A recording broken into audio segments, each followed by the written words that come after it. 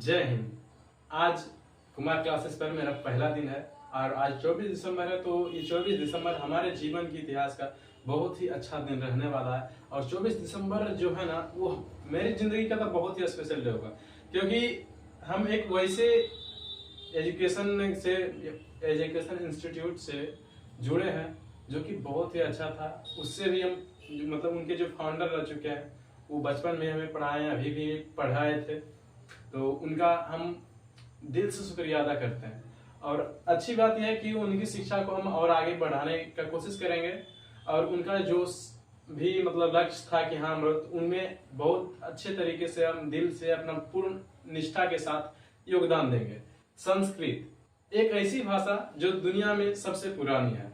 संस्कृत एक ऐसी भाषा जो दुनिया में सबसे मधुर भी मानी जाती है। संस्कृत एक ऐसी भाषा जो कि कोई अगर अच्छे से बोले तो मानो कि दिल को सुकून मिल जाता है। संस्कृत का अगर भजन सुने होंगे, कोई अक्सर सुना करते हैं, तो YouTube पर या फिर किसी के माध्यम से संस्कृत का भजन सुनोगे तो मानो कि इतना मजा आ जाता है ना, जैसे शिव तांडव होता है।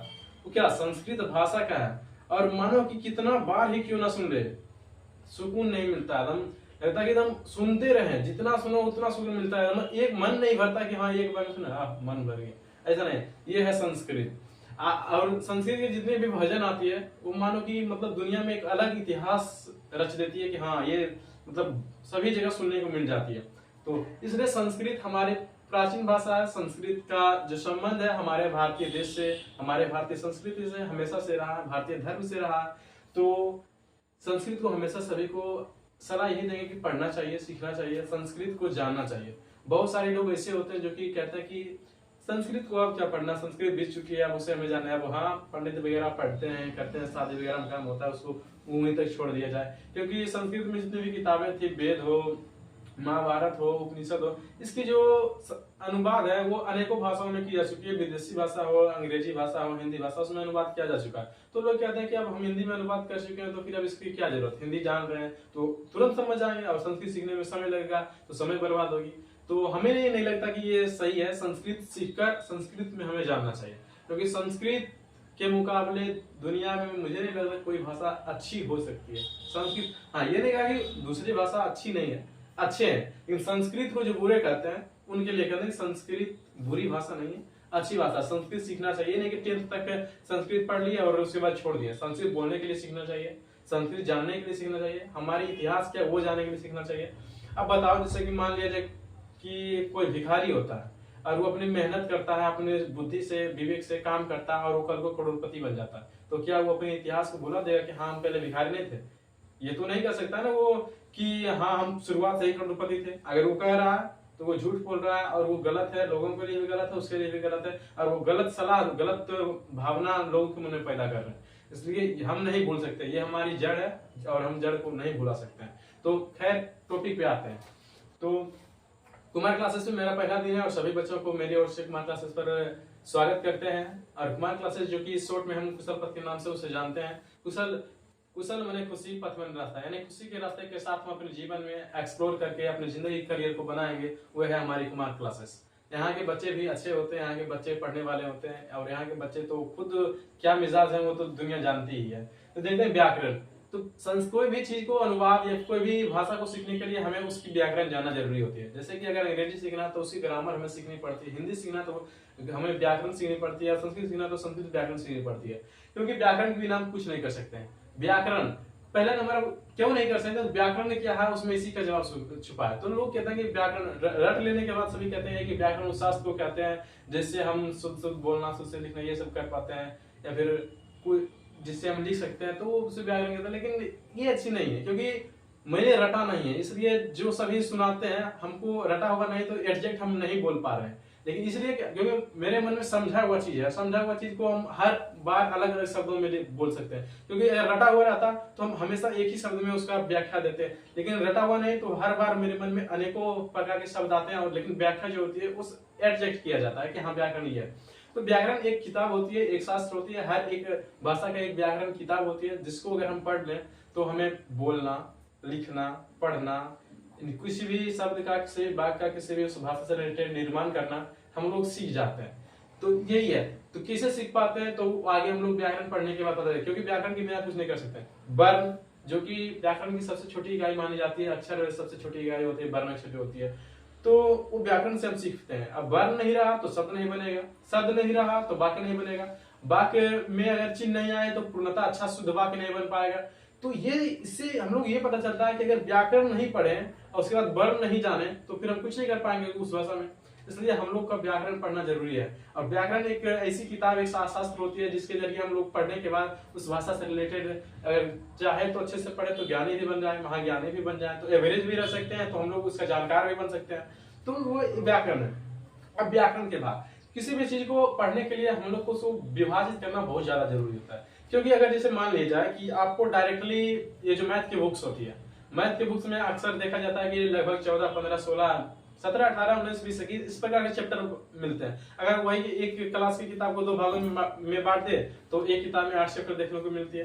तो बताइए, क्या चैप्टर अगर ज्यादा मोटा होता है, चैप्टर ज्यादा पन्नों का होता तो हमें लगता है कब खत्म होगा, कब खत्म होगा, इस प्रकार के फीलिंग आने लगते। खत्म होता है नहीं, लेकिन जब खत्म हो जाता तो सुकून मिलता है। और वहीं अगर पूरी किताब को 8वें चैप्टर को सिर्फ एक में कर दिया जाए, पूरी किताब को गणित में विभाजित ना किया जाए, सीधे के हाँ पढ़ते जा, तो बोरिंग महसूस होगी, खत्म होता ही नहीं है, क्या है, कैसे पढ़े, समझ नहीं आता। लेकिन जैसे ही हम कुछ टारगेट को अचीव करते हैं, एक चैप्टर को पढ़ लेते हैं, यानी एक टारगेट को अचीव कर लेते हैं, तो दिल में खुशी और आनंद का जो उमड़ उठता है वो हमारी प्रेरणा को, हमारी उत्साह को जगा देती है कि नहीं ये कर सकते हैं तो अगला भी कर सकते हैं। इसलिए व्याकरण को भी भाग में बांटा गया कि हाँ पहले इस भाग को सीखना है, हाँ ये सीख गए अच्छे से तो अब अगला सीढ़ी चढ़ सकते हैं, उसके बाद ये समझ सीख गए अगला सीढ़ी चढ़ सकते हैं। तो इसलिए व्याकरण को भी 5 भागों में बांटा गया। संस्कृत व्याकरण को जनरली 5 भागों में बांटा गया। अदर तो इंग्लिश को अलग भागों में बांटा जाता है, हिंदी को अलग भागों में बांटा जाता है, लेकिन संस्कृत की बात कर रहे हैं यहाँ पे। तो पहला होता है वर्ण विचार। देखो वर्ण यानी कि अ, आ, क, ख ये सब जो होती है वो वर्ण होती है। तो सबसे छोटी इकाई जो होती है उसे वर्ण कहते हैं हम लोग। वही अगर सबसे जो वर्ण का विभाजन हो जाता है उसे अक्षर कहते हैं। वो आगे हम वर्ण विचार में पढ़ने वाले हैं। तो वर्ण विचार, वर्ण जान गए तो देखो जैसे कि क, अब उसके बाद आ, उसके बाद म, तीनों को मिलाते हैं तो काम बनता है। अब बताओ तीनों वर्ण को मिला क्या बना? शब्द। यानी पहले वर्ण विचार, उसके मिलने के बाद जो बना उसे शब्द विचार, कोई दिक्कत नहीं। उसके बाद शब्दों का, जैसे राम एक शब्द, का एक शब्द, गाय एक शब्द, है एक शब्द, यानी ये चारों मिला राम का गाय है, तब हमारा वाक्य बन गया। ठीक है, तो राम का गाय है क्या, अब यहां से वाक्य विचार आ गया शब्द में। अब देखो राम का गाय है, गाय है के बाद पूर्ण विराम अगर ना दे क्या लगेगा? बहुत सारे टीचर्स गलत भी करते हैं, गलत करना भी चाहिए क्योंकि अंतिम में जो है उसको देना चाहिए। अब पूरा घर बना दे, ऊपर में छत ही ना डाले तो घर कहां का मकान बन पाएगा? हमारा नहीं बन पाएगा। तो उसी प्रकार से सब कुछ बना दे, उसका मेन जो होता है ऊपर का मेन, उसको जो पूरा करना उसे नहीं आता तो फिर क्या होगा? हमारा तो गलत हो जाएगा।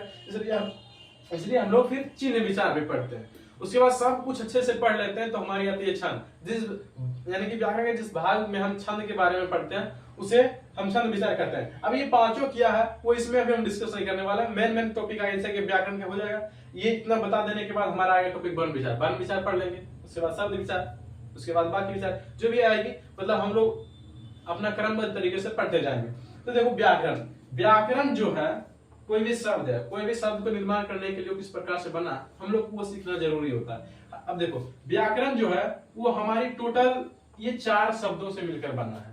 यानी कि व्याकरण के ही भाग होते हैं जो 4। देखो अब व्याकरण शब्द कैसे बना है? उपसर्ग से मिलकर, उपसर्ग से मिलकर, धातु और प्रत्यय से मिलकर। अब बताओ अगर हम उपसर्ग न जाने, धातु न जाने, प्रत्यय न जाने, कारक न जाने तो फिर हम लोग ये सब का निर्माण कर पाएंगे? यानी कि क्या शुरुआत में बताया था किसी भी चीज का निर्माण करने के लिए उस भाषा से जो भी संबंधित हो तो उसके लिए व्याकरण पढ़नी पड़ती है। उपसर्ग व्याकरण में आती है, उपसर्ग व्याकरण में आती है, जो धातु होते हैं व्याकरण में आती है, जो प्रत्यय होते हैं वो भी व्याकरण में आती है। सॉरी यहाँ पर कुछ मिस्टेक बना तो माफ कीजिएगा। तो देखो ये सारी चीजें होती है जो व्याकरण के अंतर्गत आती है, और हम व्याकरण न पढ़े तो क्या हम इसका निर्माण कर पाएंगे? नहीं ना। इसलिए हम लोग को व्याकरण पढ़ेंगे तभी उस भाषा का ज्ञान ले पाएंगे। तो पहले संस्कृत व्याकरण, तो बी उपसर्ग। अब देखो कैसे कैसे बनता है ये देखना। अगर इसको तोड़ना चाहेंगे यानी कि जो हमारी वर्ण विच्छेद होती है उसको किए तो वो हलंत जोड़ हर सही, यानी जिसे हम ई भी कहते हैं, तो ये बनेगा। अब आंग, देखो जो आंग उपसर्ग होता है उसमें अंगो जो हलंत है ये लोप हो जाता है। आंग उपसर्ग जो होता है वो अंगो लोप होकर आ बचता है सिर्फ। तो बताओ प्लस में आ कर देंगे, प्लस क्री धातु का जो रूप चलता है वो कर के रूप में चलता है। तो यहाँ पर क्री को क्या में बदल रहा है, कर में, तो यहाँ पर आ जाएगा क र हलंत कर प्लस। अब लीप प्रत्यय, अभी देखो इसमें बताना नहीं, इसमें बताएंगे तो, क्योंकि हमारे मेन ये नहीं है, इसके बारे में जानना है। जब प्रत्यय पढ़ेंगे तो उसके बारे में अच्छे से डिटेल से जानेंगे। तो यहाँ पर ल्यूट जो होता है वो अन में बदल जाता है, तो अंत में क्या आएगा हमारा अंत। अब ये कैसे व्याकरण बना है ये अब देखिए, यहाँ से पता चल जाएगा। अब देखो ये हलंत में है तो इसे आधा के रूप में लिखते हैं वो। अब देखो ई जोड़ ओ है, ई जोड़ ओ मिलकर यू आकर बन जाएगा। अब कैसे बनेगा वो हम वर्ण में भी पढ़ लेंगे, लेकिन थोड़ा सा बता सकते हैं इसे कि जैसे देखो फिर मिटा देंगे करके, देखो ई जोड़ ओ जोड़ आ, बताओ ई आ है, जो ओ जोड़ आ मिलके आ बनता है। ये अभी अगर कोई नहीं जान रहा है तो आगे हम वर्ण विचार में पढ़ेंगे, लेकिन बता देते हैं कि ओ जोड़ आ मिलकर आ बनता है। तो बताओ ई और ओ ये मिलकर जो बनेगा यो बन जाएगा। तो कैसे बनेगा, तो ये उच्चारण के हिसाब से भी हम लोग देख सकते हैं, जिसे डिटेल में अच्छे से हम वर्ण विचार में जानेंगे। वैसे इसका देखें तो ई और ओ है, तो ई जोड़ ओ बराबर यो बनता है। तो ई ओ साथ में बोलेंगे ई ओ ई ओ ई ओ, क्या यो बन गया। अब यो बना, ये आया आ, तो क्या बन गया या।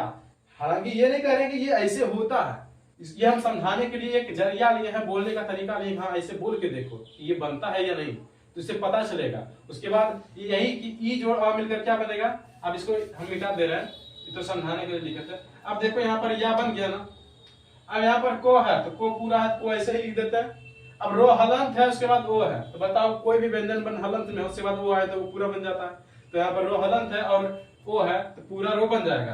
अंत में क्या बचा, नो। क्या बन गया हमारा व्याकरण, सिंपल। अब इसी प्रकार से जब हम वर्ण विचार पढ़ लेंगे तब शब्द विचार जाएंगे पढ़ने। जब शब्द विचार जाएंगे पढ़ने तो हम लोग शब्द का निर्माण कैसे करेंगे वो सीख जाएंगे। तो ये हमारा व्याकरण बन गया। अब बात आती है कि यहाँ पर हम लिखे जनक पाणिनि। तो ये सबसे बड़ी बात होती है कि कोई भी चीज हो उसका निर्माण तो कोई व्यक्ति, कोई इंसान ही करेगा ना, या फिर कोई महिला कर सकती है, कोई औरत कर सकती है, क्योंकि इसके बिना तो कोई भी चीज का निर्माण हो नहीं सकता है। तो निर्माण करने के लिए कोई भी जरूरी होती है। तो जैसे कि विज्ञान हो, जीव विज्ञान हो, उसका कोई भी पितामह कहा जाता है, कंप्यूटर हो उसके पितामह कहे जाता है। उसी प्रकार से जो संस्कृत व्याकरण है उसके भी पितामह हैं, तो उसके पितामह है पाणिनि। यहाँ पर हम सिर्फ पाणिनि लिखे हैं, ऐसे बता दें ये हमारे भारतीय ऋषि थे जिसे महर्षि कहते हैं, और महर्षि उसे कहते हैं महान है जो ऋषि, उसे एक शब्द में हम महर्षि कहते हैं। ये समास में पढ़ सकते हैं हम लोग, समास वगैरह जब सीखेंगे तो हम वो पढ़ेंगे क्या, महात्मा, महान है जो आत्मा। उसी प्रकार से ऋषियों में भी सब कई ऋषि ऐसे होते हैं जो सबसे महान होते हैं। तो हमारे ये जो महर्षि थे यानी महान थे, तो इसका नाम पड़ गया इनका महर्षि पाणिनि। तो हमारे संस्कृत व्याकरण के रचनाकार महर्षि पाणिनि को कहा जाता है। और ये जो है हमारे अब महर्षि है, ऋषि है, तो ऋषि जो होते हैं वो बहुत ही सनातन धर्म में किसी भी देवी का, किसी भी देवता का बहुत बड़े भक्त होते हैं। तो हमारे महर्षि पाणिनि जो थे वो भगवान शिव के बहुत बड़े भक्त थे। और यही सब हम लोग आगे वर्ण विचार में एंट्री लेंगे, यानी कि वर्ण विचार को पढ़ने के लिए प्रवेश करेंगे। तो वहां पर हम लोग जानेंगे माहेश्वर सूत्र क्या होता है, प्रत्याहार सूत्र क्या होता है, वर्ण क्या होता है, वर्ण विचार क्या होता है, कैसे किसका निर्माण हुआ, ये सब अच्छे से डिटेल से जानेंगे। हम इस वीडियो को यहीं तक रहने देते हैं, और क्योंकि ये इंट्रोडक्शन व्याकरण के बारे में इंट्रोडक्शन की क्लास थी। अब आगे अगले वीडियो में हम जानेंगे कि वर्ण विचार एक वीडियो में तो बताना संभव नहीं है, क्योंकि अगर बताएं तो बहुत लंबा वीडियो बन जाएगा। तो इसलिए उसको वर्ण विचार प्रयास करेंगे कि हम उसको खंडित करके, तो मतलब कि खंड कर दे कि इस इतने पार्ट में हम लोग उसको बताने वाले हैं। तो आज के लिए इतना ही, और हम लोग प्रयास करते रहेंगे कि आप लोगों का समस्या जो हो उसे हमेशा निदान करते रहे। अगर इसमें कोई डाउट रह जाती है तो हमारे कमेंट में पूछ सकते हैं अगले वीडियो में, या फिर एक सेशन, कुछ वीडियो के सेशन लेने के बाद एक स्पेशल क्वेश्चन आंसर की एक हम सेशन वाले वीडियो ले आएंगे, जिसमें जितने भी डाउट पूछा जाएगा, जितने भी प्रश्न रहेंगे आपके, वो हम उसको क्लियर कर देंगे। और जो भी विचार हो या फिर किसी भी सब्जेक्ट से रिलेटेड या फिर कोई भी डाउट हो मन में, कोई भी प्रश्न हो, हमारे कमेंट सेक्शन में आप लोग पूछ सकते हैं। तब तक के लिए आप लोग अच्छे से पढ़ाई करते रहिए, जिंदगी में खुश रहिए। धन्यवाद।